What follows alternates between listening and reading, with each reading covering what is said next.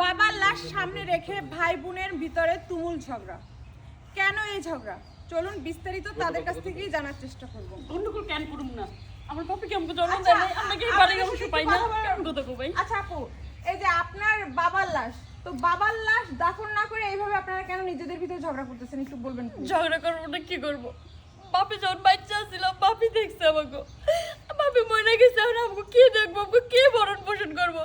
এই দুই ভাইয়ের স্বার্থ পর আমাকে দুই বোনের এক ফুটের সম্পদ দেন, একটা জমিরও না। কে দিব? এই বাপে কি তখন লেখা দিয়ে গেছে? আমগো লেখা দিয়ে গেছে, কাগজে কথা কইবো? বাপে না লেখে দেখ, বাপের অংশ তো আমরা পাই দুই বোনে। টাসকানি নেলিকে এটা কোনো ভাইয়ের কথা না। কয় বোন? এই যে আপনারা আমরা দুই বোন। তো আমরা একটু ভাইদের সাথে কথা বলার চেষ্টা করব। আচ্ছা ভাইয়া, আপনারা আপনার বোন যে দাবি করতেছে এটা কতটুকু সত্য? ঘটনা সত্যি, কিন্তু অহেতুক দাবি করতেছি। আচ্ছা আপনি একটা তো চিন্তা করেন, এই যে বোনরে বিয়ে দিছি, ওর ভরণ পোষণের দায়িত্ব ওর স্বামীর, ওরে বিয়া দিতে তো 4-5 লাখ টাকা খরচ করছি, এটা তো কোথেকে আইছি? তাইলে বাবার সম্পত্তি আমার আর ওই বড় ভাইয়ের নামে লেখা দিছি, এতে মুশকিল লাগছে। এখন বাবার লাশ দাফন করবার দিব না, কোন এই মরা লাশ সামনে নিয়ে এই যে কান্নাকাটি করতেছে, মানছে কি করবে? আমাকে মান সম্মানও শেষ করে আলাই। ভাই তুমি বেশি কইতে দাও, বিয়ের সময় দিব, এটাই তো নিয়ম। তারপরেও তো বাপের সম্পদ আমরা কিছু হইলেও পাই। আমরা তো সারা জীবন খাইমু দামু, বাড়ির বাড়ি আমার বাপে তো চলে গেছে, ভাই যে আমাদের দেখবো এমন কোনো নিশ্চয়তা আছে? দেখা দেখি পরে তুই আজকে দিনে আইলি কেন? হ্যাঁ এইটা আজকে দিনে চাও, বাপটা মরছে তুই 2 দিন পরে আইতি। না আমি পাবো না, এখন নিবারে আয় পড়ছ। আমার বাপে থাকতে তোমরা দেখো রাই, আমার বাপে যেমনে কষ্ট আচ্ছা করে ভাই, দেখবে, আপনি তো তোমরা আমাকে দেখো নাই। সেরকমের দেখো আপনার না বাবার তোমরা। লাশ এইভাবে দেখো না দাফন না আমগো। করে এইভাবে যদি আপনারা নিজেদের ভিতরে ঝগড়াঝাটি করেন তাহলে তো লোক সমাজে খারাপ দেখা যায়। তো আপনার বাবার লাশটা দাফন করার ব্যবস্থা করুন। সাংবাদিকা ভা এই কথাটাও অগরে বুঝান, এই কথাটাও অগে বুঝান। এই বাইরের গ্রামের মানুষ পর্যন্ত কিন্তু আমাকে বাড়িতে আইসে বাবারে দেখার জন্য। তারা কি মনে করব? তারা মনে করবো যে আমরা দুই ভাই নিকৃষ্টতম মানুষ, আমরা খারাপ মানুষ।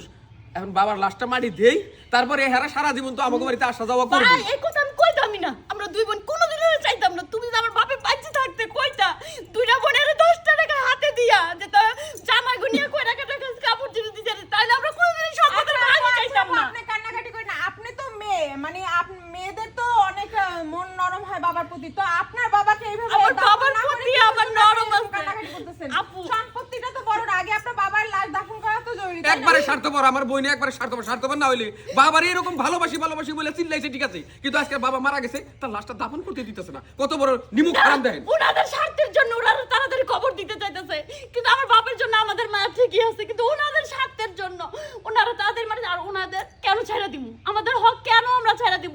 কি কারণে ছাড়া দিব? আমার বাপের জন্য আমাদের মায়া ঠিকই আছে, আমার বাপের জন্য আচ্ছা আমরা উনি কিছু তো মারা করতেছি না। গেছে, উনি তো এখন আপনাদের সম্পত্তি নিয়ে যাচ্ছেন, ওনাকে দাফন দেওয়ার ব্যবস্থা করুন আগে, এটাই তো আগে জরুরি হয়তো বা।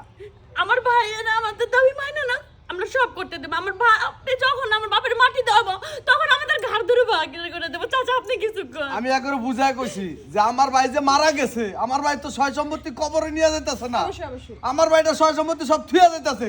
তাহলে আমার ভাইটা লাশটা মারি দিতে দে, তারপরে তোর সয় সম্পত্তি নিয়ে মারামারি কর, যা বললা তা কর। ওরা কেউ আমার কথা শুনতেছে না। আচ্ছা আপনি তো এবারে মুরব্বী, তো আপনার ভাইয়ের লাশটা আগে মানে দাফন কাফন করার ব্যবস্থা করুন না, এরকমের তো তার কষ্ট হচ্ছে। কবরটা পর্যন্ত করতে দিতেছে না ওরা। ওরা কইতেছে সয় সম্পত্তি আগে ভাগ হইব, তারপরে যে আমার ভাই লাশ কবর দিব। এটা তো আসলে কোনো সন্তানের কথা না। চাচা তুমিও তো তোমার ভাইস্তার পক্ষ হয়ে কথা কইলে, আমগো পক্ষ হয়ে তো কথা কইতাছো না। তোরা সম্পত্তি লিয়ে আসত, আর আমার ভাই এখানে কষ্ট পাইতাছে।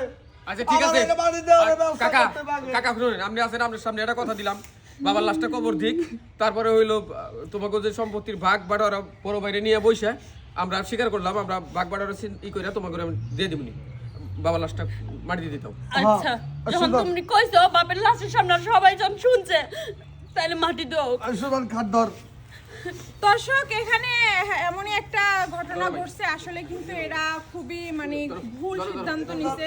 আসলে কাফনের কিন্তু কোনো পকেট নাই, সম্পত্তি সম্পত্তি সবই থাকবে। যত মারা যাওয়ার পরে কিন্তু শুধুমাত্র এক টুকরা সাদা কাপড় নিয়েই যেতে হবে। তো এরা সম্পত্তি নিয়ে শুধুমাত্র লড়াই করতেছে নিজেদের ভিতরে, এরকমের করা ঠিক না। আপনারা কেউ এরকমের কাজ করবেন না নিজেদের মধ্যে। তো আমাদের ভিডিওটা যদি ভালো লাগে অবশ্যই লাইক কমেন্ট শেয়ার করবেন। আর পরবর্তী আবারও একটা ভিডিও নিয়ে আমি স্বাগত সুমি হাজির হবো। ততক্ষণ ভালো থাকবেন।